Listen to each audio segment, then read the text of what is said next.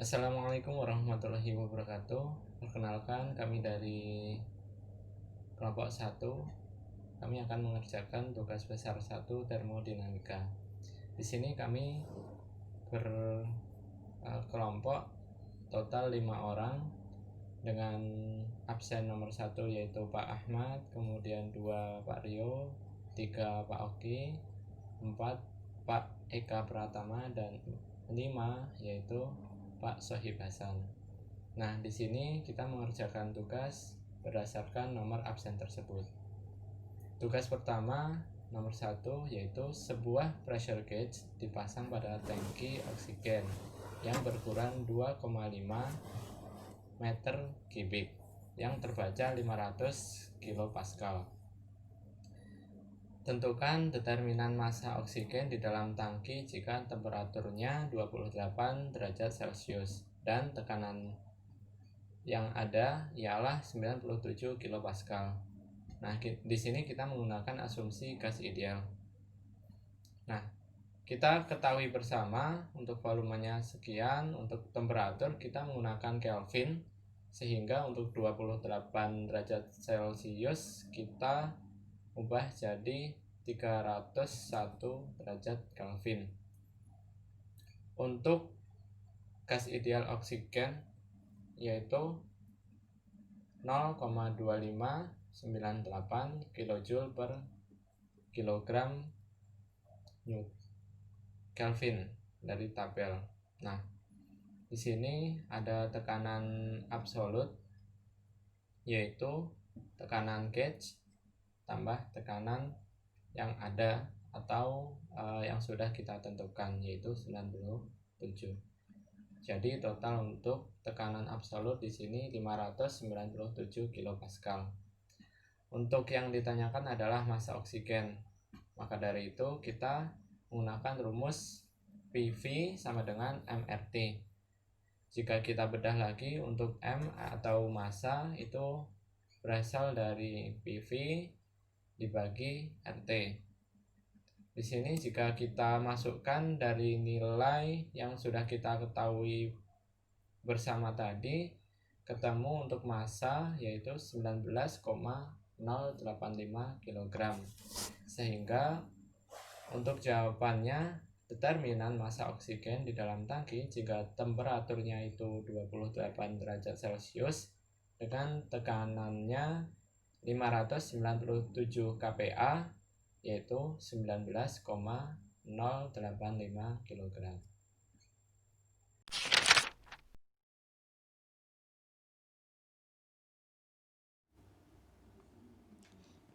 Ya, di soal nomor 2 ini kita mendapat soal yaitu jelaskan dengan detail diagram TV di mana letak jenuh uap dan jenuh gas dan apa yang dimaksud dengan titik kritis.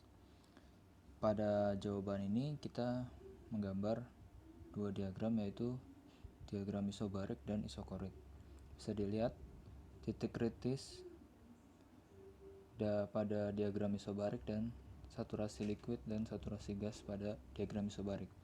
Begitu pula dengan titik kritis diagram isokorik dan saturasi liquid dan saturasi gasnya.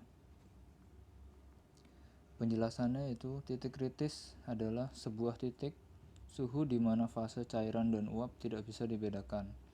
Pada saat mendekati temperatur titik kritis, properti gas dan cairan menjadi sama. Lalu titik jenuh, saat fluida diberikan energi, maka fase liquid atau cairnya sudah jenuh, tidak lagi menaikkan suhu atau akan berubah menjadi gas. Lalu titik jenuh untuk gas, saat lapisan terakhir pada fase liquid tinggal satu lapisan lagi, dan ketika diberikan energi lagi, maka fase fluida itu akan menjadi fase gas.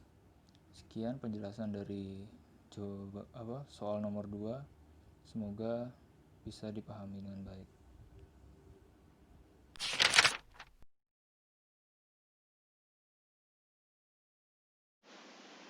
Hai, nama saya Oki Husnul Mahmudin. Di sini saya akan menjelaskan nomor 3. Jadi soalnya adalah massa uap air jenuh 5 kg pada 300 kPa. Dipanaskan pada tekanan konstan hingga suhu mencapai 200 derajat Celcius. hitunglah usaha yang dilakukan oleh steam selama proses ini. Jadi yang diketahui, M atau massa adalah 5 kg, P atau tekanan 300 kPa, T2 atau suhu 200 derajat Celcius. Yang ditanyakan adalah hitunglah usaha yang dilakukan oleh steam selama proses ini. Jawab, untuk yang pertama, kita harus mencari volume spesifik satunya dulu. Volume spesifik 1 sama dengan volume spesifik saturated vapor. Untuk mengetahuinya, kita harus melihat pada tabel A5. Oke, pada tekanan 300 kPa, volume spesifik saturated vapornya adalah 0,60582 meter kubik per kilogram. Selanjutnya, kita akan mencari volume spesifik 2-nya. Karena ini sudah termasuk dalam superheated water, maka kita harus melihatnya pada tabel A6. Pada tekanan 300 kPa atau 0,30 MPa dan pada suhu 200 derajat Celcius, volume spesifiknya adalah 0,71643 meter kubik per kilogram. Setelah kita mengetahui volume spesifik 1 dan 2-nya, maka kita dapat menghitung usaha yang dilakukan selama proses ini. Dan rumusnya adalah P dikali dalam kurung volume 2 dikurangi volume 1. Karena volume 2 dan volume 1 tidak diketahui, maka kita harus menurunkan rumusnya menjadi M dikali P dikali dalam kurung volume spesifik 2 dikurangi volume spesifik 1 sama dengan 5 kg dikali 300 kPa dikali dalam kurung 0,71643 dikurangi 0,60582 meter kubik per kilogram dikali dalam kurung 1 kJ per 1 kPa kali meter kubik, dan hasilnya adalah 165,915 kJ. Untuk diagram PV-nya dapat dilihat sebagai berikut.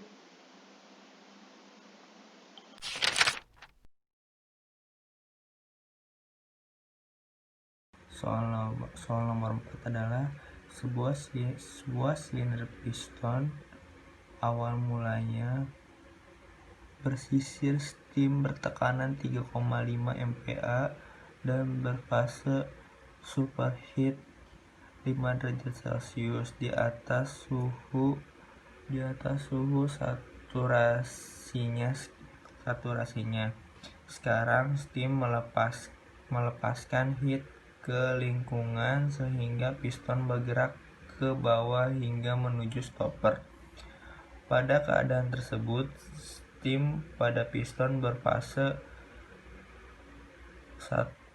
saturated liquid water.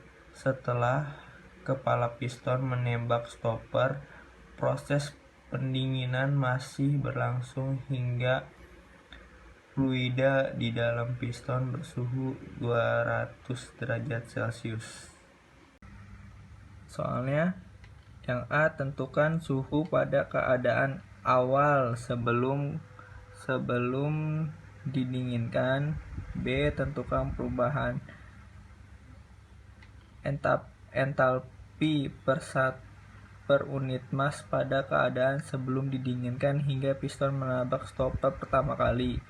Yang C, tentukan pressure keadaan akhir ketika proses pendinginan terus dilakukan saat piston sudah menabrak stopper dan kualitinya jika ada. Nah, di sini diketahui P1-nya 3,5 MPa, T1-nya yaitu T akhir temperatur pertama ditambah temperatur akhir. Ini temperatur terakhirnya 200 derajat Celcius, fasenya mixture. Ini yang ditanya tadi. Yang nomor 1 ini T akhir dikali 3,5 MPa sama dengan 242,50 derajat Celcius. Mungkin ini diubah dulu menjadi Celcius karena nggak bisa langsung dikali kayaknya.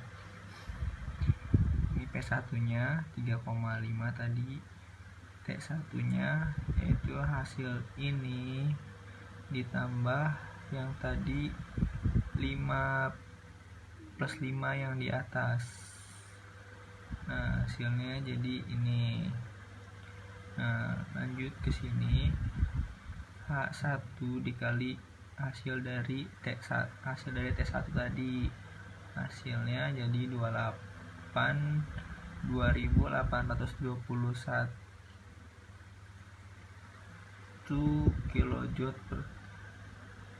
kilojoule per kilogram.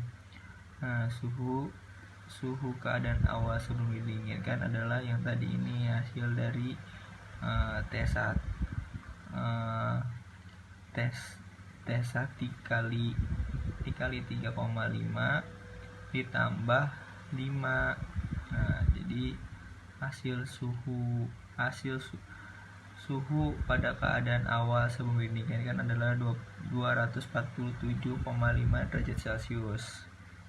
Lanjut.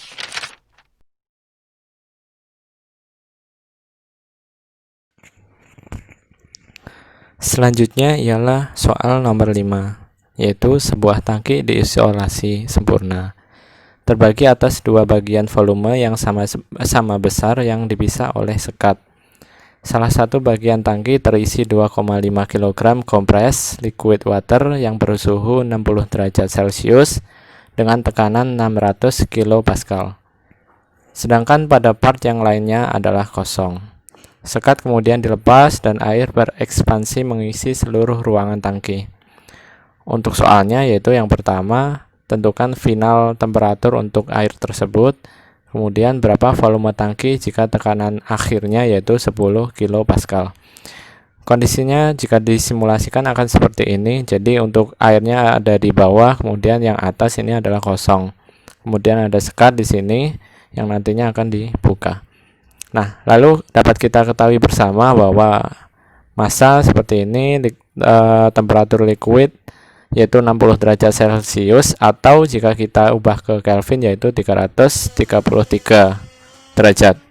Kemudian untuk tekanan dari cairan tersebut yaitu 600 kPa. Untuk pertanyaannya, yang pertama tentukan final temperatur dari air tersebut. Jadi kita ketahui bersama untuk P1-nya yaitu 600 kPa, untuk temperatur 1 60 derajat Celcius.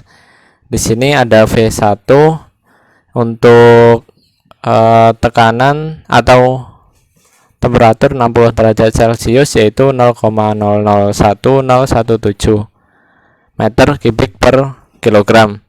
Nah, di sini U1-nya saat 60 derajat Celcius yaitu 251,16 kJ per kilogram. Nah, kita ketahui tadi untuk tekanan yang kedua yaitu 10 kPa. Jadi untuk U1 ialah sama dengan U2. Nah, di sini untuk volume F-nya yaitu 0,001 sekian meter kubik per kilogram. Nah, untuk UF-nya yaitu 191,79 kJ per kilogram. Nah, lanjut untuk volume G-nya yaitu 14,670 meter kubik per kilogram. Nah, di sini ada UFG yang akan digabung yaitu 2245,4 kJ per kilogram. Nah, kita mencari volume dari Fg-nya dengan cara Vg dikurangi Vf yang sama dengan nanti ketemu 14,6 sekian meter kubik per kilogram. Lalu kita cari X-nya dengan cara U2 dikurangi UF kemudian dibagi UFG. Nah, ketemu 0,0264. Nah, di sini kita jadikan temperatur kedua saat tekanan itu 10 kilopascal sehingga 45,81 derajat Celcius. Sehingga untuk jawaban yang A yaitu 45,81 derajat Celcius. Untuk yang B, kita cari volume yang kedua dengan cara volume F ditambah X kali V Fg. Nah, ketemu 0,388 meter kubik per kilogram. Maka dari itu dapat kita dapatkan volume itu dengan cara massa dikali volume kedua tadi. Kita dapatkan 0,97 meter kubik. Sehingga untuk volume tangki jika tekanan akhirnya yaitu 10 kilopascal, jawabannya adalah 0,97 meter kubik.